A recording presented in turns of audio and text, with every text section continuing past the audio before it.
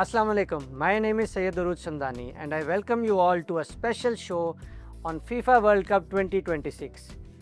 FIFA World Cup अपने इख्तिताम को पहुंच रहा है। सिर्फ 2 मैचेस रह गए हैं थर्ड प्लेस के लिए between France and England and final में अर्जेंटीना का मुकाबला स्पेन से होगा।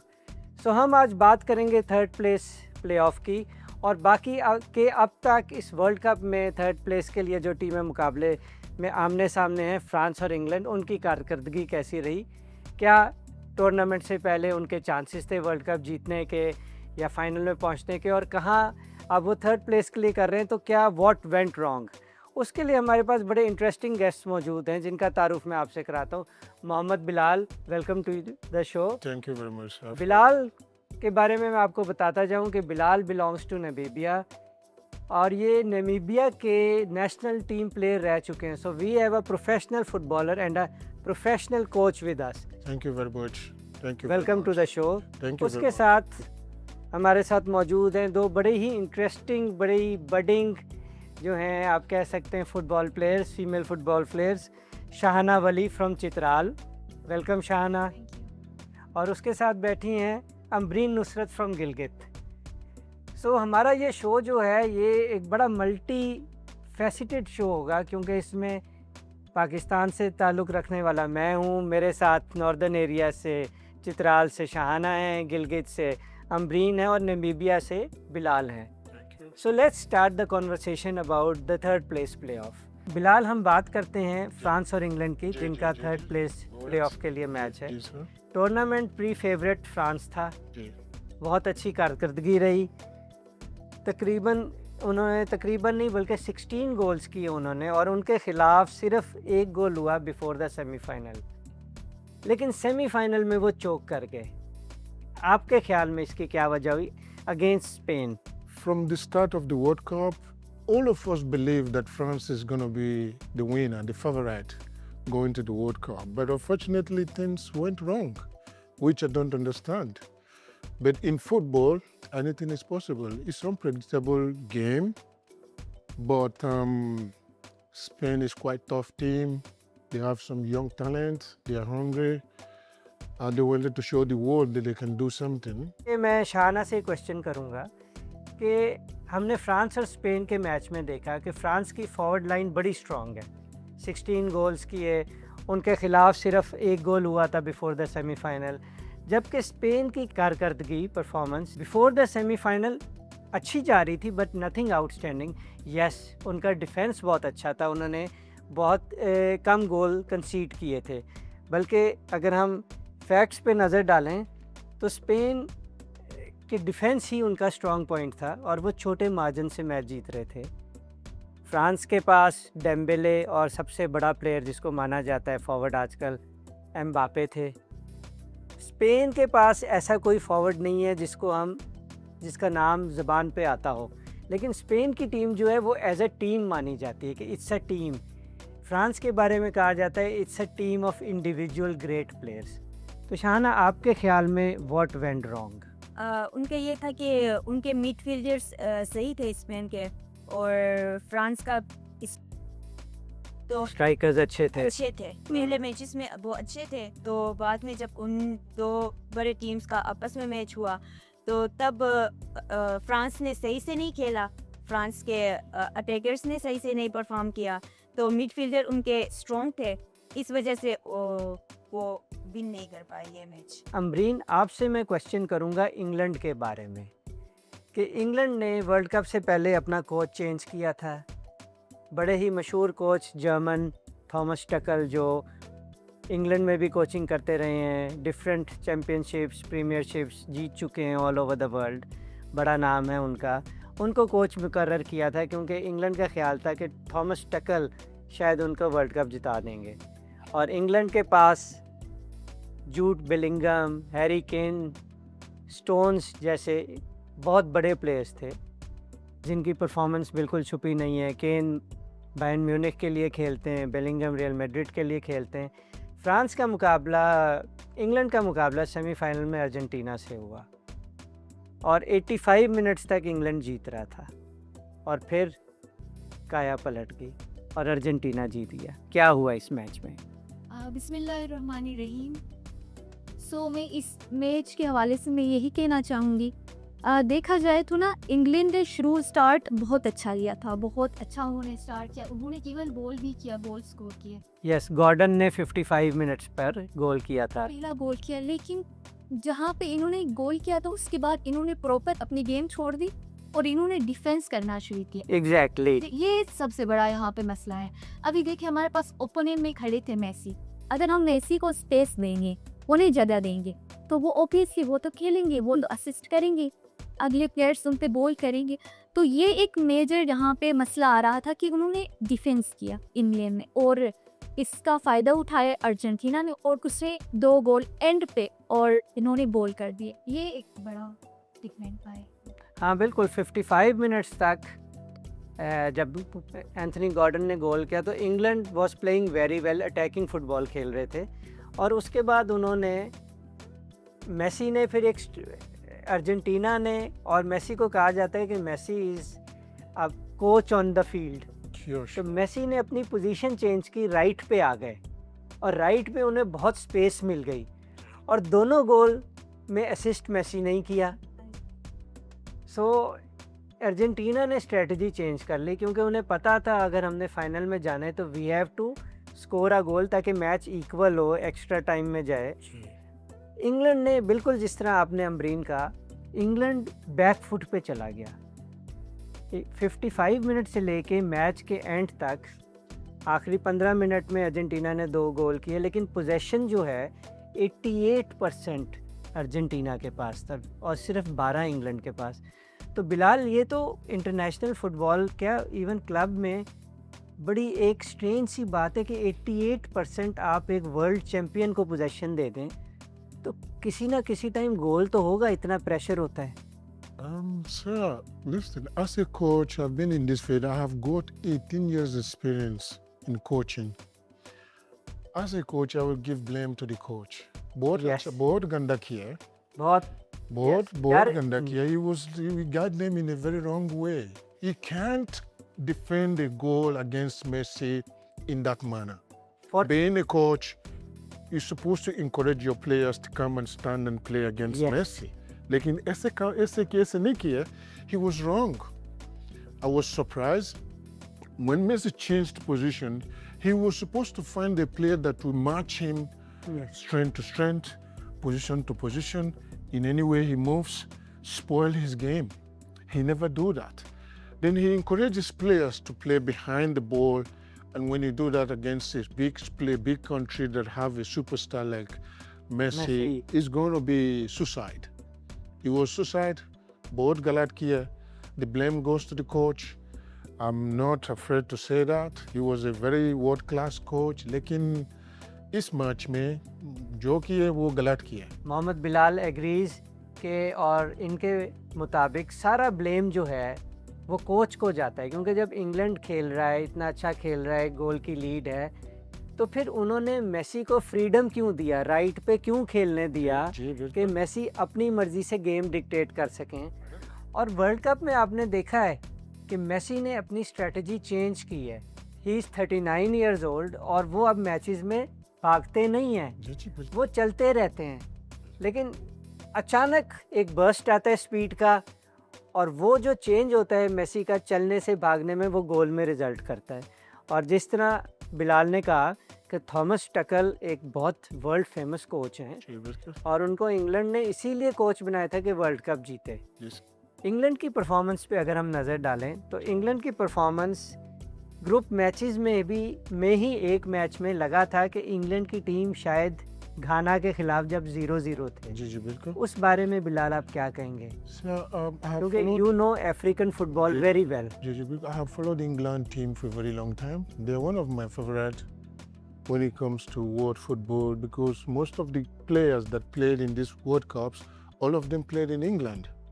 They have got a team like Chelsea, they have got a team like Man City, Liverpool, or name them, Tottenham, Arsenal. Arsenal did well in Champions League. Quite Yes. obvious. Most of the players that played in the World Cup, they participated in the Champions League. But England is England. When it comes to big matches, they always flopped. Viewers, Then- Mohammad Bilal का कहना है कि England की team जो है वो हमेशा बड़े मैच में आके एक सर्टेन स्टेज पे वर्ल्ड कप में सेमीफाइनल्स में और यूरो में फाइनल्स में आके चोक कर जाती है। जी बिल्कुल। सो उन्होंने 66 के बाद 1966 में उन्होंने अपना पहला वर्ल्ड कप जीता था। उसके बाद से इंग्लैंड ना यूरोस में और ना ही वर्ल्ड कप में कोई फाइनल जीत चुका है, कोई अवार्ड जीत चुका है, कोई ट्रॉफ़ी जीती है। सो शहाना, मैं आपसे बात करता हूँ, पूछता हूँ, ये दोनों से सवाल है बारी बारी, कि आपके ख़्याल में थर्ड प्लेस में फ्रांस और इंग्लैंड में से कौन जीतेगा? और दूसरे, क्या इन टीमों के प्लेयर्स के पास इतनी मोटिवेशन होगी कि ये थर्ड प्लेस के लिए एक जान लड़ा के मैच खेलें? मैं सपोर्ट करती हूँ, मैं मेरे हिसाब से मैं देखूँ तो मुझे लगता है कि फ्रांस जीतेगा, क्योंकि फ्रांस के पास ज़्यादा अच्छे अटैकर्स हैं। एम्बापे है जो कि वर्ल्ड क्लास अटैकर है, और उसके पास है डेम्बेले है जो कि बहुत अच्छा अटैकर है वो भी। और इंग्लैंड की हम बात करें तो इंग्लैंड के पास भी मिडफील्डर अच्छी है, तो वो सही तरीके से वो खेल सकते हैं। तो इस तरह से मैच उनका टक्कर का हो सकता है, लेकिन मैं बोलूँगी कि फ्रांस जीतेगा मेरे हिसाब से। अच्छा अमरीन, आपके ख़्याल में यही सवाल आपसे है कि जिस तरह इन्होंने बात की कि फ्रांस के पास एम्बापे, डेम्बेले और ओलिसे जैसे अटैकर्स हैं, सो इंग्लैंड के पास भी 2 प्लेयर्स हैं जिन्होंने इस वर्ल्ड कप में बहुत ही कमाल खेला है, 6-6 गोल किए हैं, हैरी केन और Jude Bellingham. So what is your opinion? मैं इस मैच को इस तरह देख रही हूँ कि मुझे ऐसा लगता है ना कि 50-50% हो सकता है, क्योंकि अगर हम फ्रांस की बात करें ना तो हमारे पास स्ट्राइकर, उनकी बहुत स्ट्रॉन्ग स्ट्राइकर टीम है, वो किसी भी वक्त गोल कर सकती है। लेकिन हमारे पास जो इंग्लैंड का जो कीपर है ना, पिकफोर्ड, वो बहुत ज़बरदस्त कीपर है। उन्होंने बहुत अच्छा मैच खेला है इससे पहले भी, और सेमी में भी वो अच्छा खेलेंगे। उनके साथ वो अच्छा खेल रहे थे, लेकिन कुछ गलतियां हुई। बट ये कहूँगी कि 50% चांसेस है फ्रांस और इंग्लैंड का, क्योंकि दोनों टीम्स बहुत अच्छी है। एक के पास स्ट्राइक अच्छी है, एक के पास डिफेंस और मिड बहुत स्ट्रॉन्ग है इंग्लैंड के। अच्छा अमरीन, ये बताएं 51% कौन है? एक अपनी फेवरेट टीम भी तो होती है ना। मेरी फेवरेट में कहूँगी कि मैं एम्बापे को फॉलो करती हूँ, पर फ्रांस से आई विश कि फ्रांस जीत जाए, बट होप सो कि इंग्लैंड भी अच्छा खेले। बिलाल, यही क्वेश्चन आपसे है। Yeah. आई थिंक नामीबिया का ज़्यादा टिल्ट तो फ्रांस की तरफ ही होता है। Amazing. This is a wonderful question. I really want to take this question very serious. Listen, it's going to be a very tough match because these are the 2 great nations when it comes to football. France missed the finals. They were hungry. They have got everything to go and win the World Cup. They've got a player like Mbappe, Olise, Dembele, and all the rest of it. But they failed to do that. I think they will capitalize on their loss and see if they can make some amendment and go ahead and win this and get the 3rd position, at least to console their not making it to, winning the World Cup. लेकिन football तो football एक चीज़ होती है, it's not guaranteed, कुछ हो सकता है। लेकिन मेरे ख्याल में अगर रेट करने, I will rate 45-55. France will have 55 from me and England will have 45 from me. Though England have some great potential, some young talents like Bellingham, Harry Kane, Saka, and all the rest of it, amazing players. But let's give it to France. I believe France will go there and finish it up for them. जी viewers, हमारे तीनों आज के जो participants हैं show के, experts Bilal, Shahana और अमरीन, तीनों का ख्याल है कि थर्ड प्लेस में फ्रांस को एज है इंग्लैंड पे।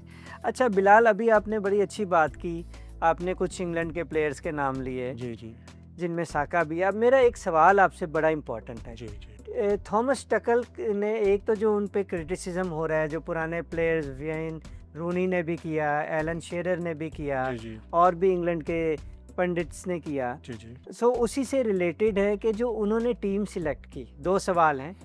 एक, जो उन्होंने टीम सिलेक्ट की वर्ल्ड कप के लिए, उसमें उन्होंने Trent Alexander Arnold, Cole Palmer, जी हैरी मैग्वायर और फिल फोडन जैसे प्लेयर्स नहीं सिलेक्ट किए। क्या इससे फ़र्क पड़ा? Let me take it this way, as a coach, when he gets to England, he become confused. Oh, He have got a lot of potential and talents. Being a coach, he believed that those just a select key will do his camp. But unfortunately, to me, it was wrong. He was supposed to get some experience and add to the team to help him when he needs them the most. Just like what happened in semifinals. They don't have that mental strength. to go and finish up the game. Look at what happened. 85 minutes, they throw away their win in just sort of 6 minutes. Yes. They throw away a very beautiful winning they got against Argentina. Argentina is one of the best teams in the world. No matter how old you can think Messi is still on top of his game. Messi is like Yamal from Spain. You can throw away these two guys. They're one of the best in the world. Messi, even at 50, Messi is still dangerous to me as a coach. Messi is Messi. Messi is Messi. Share is share. So I give the blame to the coach. The coach got a lot of potentials, young talents to go, do his job and make sure he bring the cup back. But credit to him. He pushed them up to semifinals, which England have never get to there since 16 years ago. लेकिन और कुछ करना पड़ेंगे, लेकिन he messed up with the whole stuff. Credit to him, sir. Viewers, Bilal का कहना है कि इंग्लैंड टीम में सिलेक्शन मुश्किल होती है क्योंकि इंग्लैंड के पास बहुत अच्छे अच्छे प्लेयर्स हैं, सो इसलिए कुछ प्लेयर्स अनलकी रहते हैं, टीम से बाहर हो जाते हैं, स्क्वाड में उनकी सिलेक्शन नहीं होती। लेकिन उनका कहना है कि टगल ने अच्छा परफॉर्म किया कि इंग्लैंड को सेमीफाइनल तक ले आए, लेकिन उससे आगे अगले हर्डल तक नहीं ले जाए, वो हर्डल पास नहीं करा सके, अगले स्टेप तक नहीं ले जा सके। अच्छा, एक दूसरा क्वेश्चन आपसे जी। इंग्लैंड के बारे में। जी। इंग्लैंड के पास बड़ी अच्छी फॉरवर्ड लाइन थी जिसमें वॉटकिंस, साका, रैशफोर्ड, इवान टोनी, लेकिन उनको पूरे टूर्नामेंट में यूज़ नहीं किया गया और फाइनल में जब 5-6 मिनट रह गए तब उन्होंने इवान टोनी और रैशफोर्ड को भेजा। सो अगर प्लेयर्स के पास मैच टाइम ही नहीं होगा तो प्लेयर इतने क्रूशल मैच में परफॉर्म कर सकता है? देखो sir, for instance, I watched one of the first matches. Rashford started the match.